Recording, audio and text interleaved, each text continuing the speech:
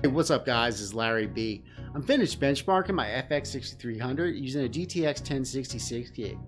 As with my FX 6300 GTX 1050 Ti benchmarks, I wanted to see how this older FX chip did compared to something like the newer Ryzen 3 2200G. Let's take a look at the system specs. Our system uses an FX 6300.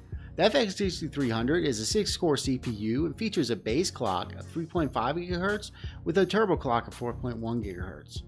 For my OC results, I set an OC at 4.2 on all cores. For the RAM, we're using 16 gigs of 1866 DDR3 RAM. The GPU used is a Zotac GTX 1066 gig. This is the same GPU as I used in my Ryzen 3 2200G GTX 1060 benchmarks. As for the rest of the system, I'll include details in the description below. Remember to subscribe and hit the bell for notifications of future videos involving PC hardware, news, and games. Also check out the description below for Amazon affiliate links to all products benched.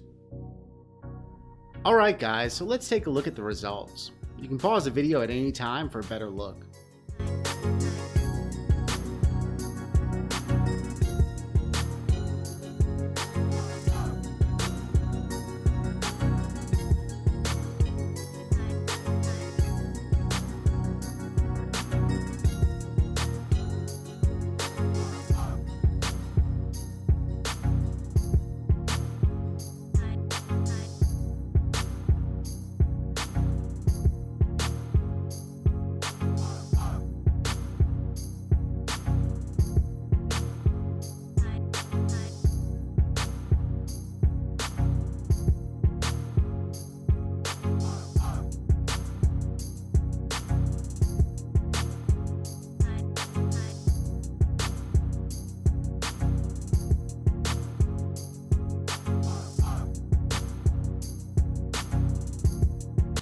Now that we've seen the numbers, there's some points I'd like to cover.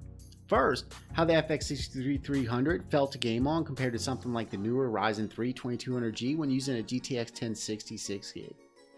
At stock clocks, the FX 6300 did not play smoothly in most games tested using a GTX 1066 gig. Games were not very smooth and there was some major GPU bottlenecking happening. It was not uncommon for GPU usage to hover in the 40 to 50% range. Some games were clearly worse than others. As with the GTX 1050 Ti, Far Cry 5 and State of Decay 2 stuck out as running poor.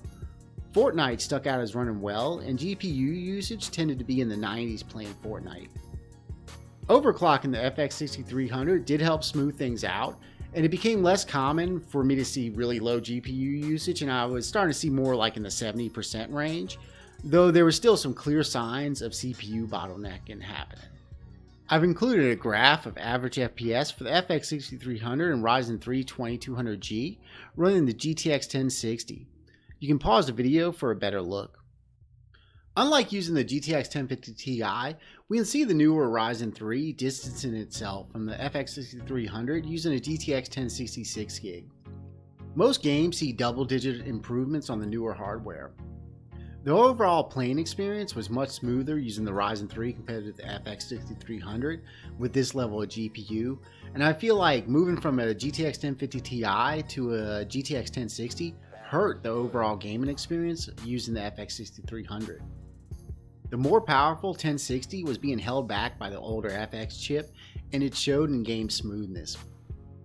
Now that I've tested the FX 6300 using both a GTX 1060 and 1050 Ti, I can personally recommend that anyone still running an FX 6300 should avoid going with anything more powerful than the GTX 1050 Ti. The FX 6300 offered a much more enjoyable experience for me paired with the GTX 1050 Ti than it did with the GTX 1060. So guys, what do y'all think about the results? Do you still run an FX 6300, and if so, what GPU are you using? Do you agree or disagree with my results? Comment below. Well guys, there you have it. My look at the FX 6300 running a GTX 1066 gig. I kind of feel like this level of GPU was just way too much for the just too much for the FX 63 to handle, and it really showed up in the smoothness of gameplay. If you enjoyed this video, please like, comment, and subscribe for more videos like this. Other than that, that's all I have right now, and thanks for watching, guys. Peace.